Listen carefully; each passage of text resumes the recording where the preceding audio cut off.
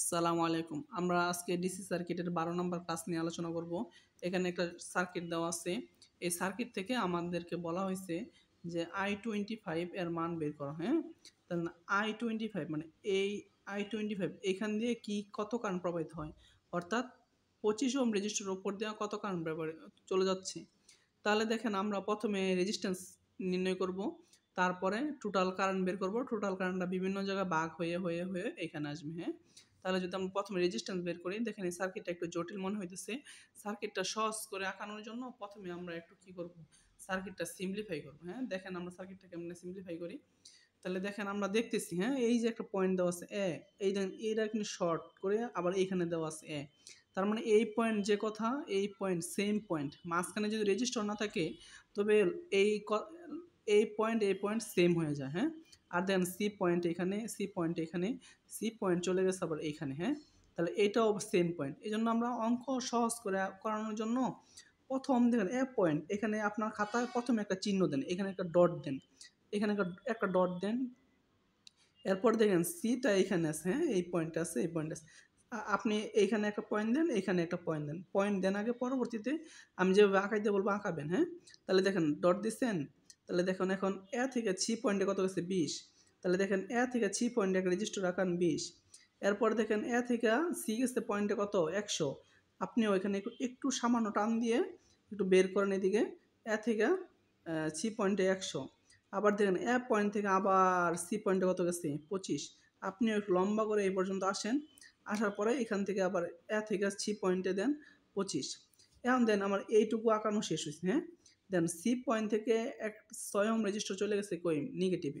তাহলে সি থেকে 6 ohm register দিয়ে গেলাম নেগেটিভে। এ থেকে পজিটিভে চলে গেছে কত 4 ওহম। এ থেকে পজিটিভে চলে গেছে 4 ওহম দিলাম। তাহলে এখন দেখেন এটা প্যারালাল, এটা প্যারালাল, এটা। তাহলে 3টা প্যারালাল, পর 3টা মিলাই কয়টা হয়ে যাবে? একটা হয়ে যাবে। তাহলে আপনি 3টা প্যারালাল করেন, এই 3টা প্যারালাল করেন। 25 প্যারালাল 100 প্যারালাল 20 এটা করেন। করলে আপনি এটা পাবেন। দেখেন যদি যারা প্যারালাল পারেন না, আমি করে দিচ্ছি, হ্যাঁ?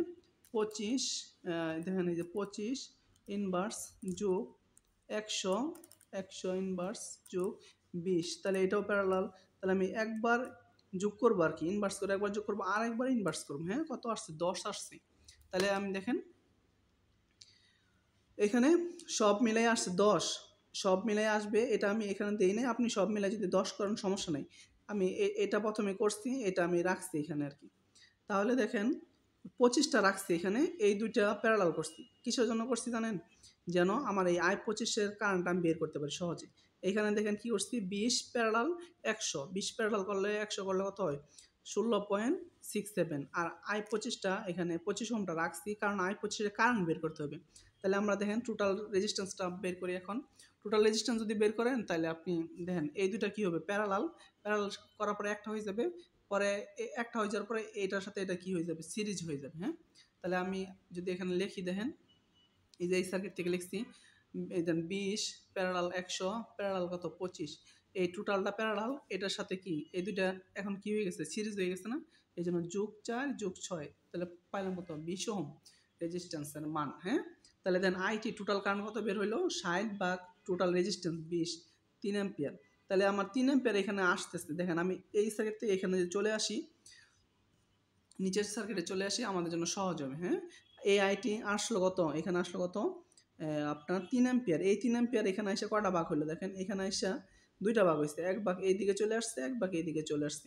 এই ভাগের কারেন্ট বের করতে হবে, হ্যাঁ? তাহলে আমি বলছিলাম যেখান থেকে কারেন্ট ভাগ হয়, যেই পয়েন্টে গিয়ে আবার সংযুক্ত হয়ে একসাথে হয়, এইগুলা হইলো শাখা। তাহলে এটা একটা শাখা, এটা একটা শাখা।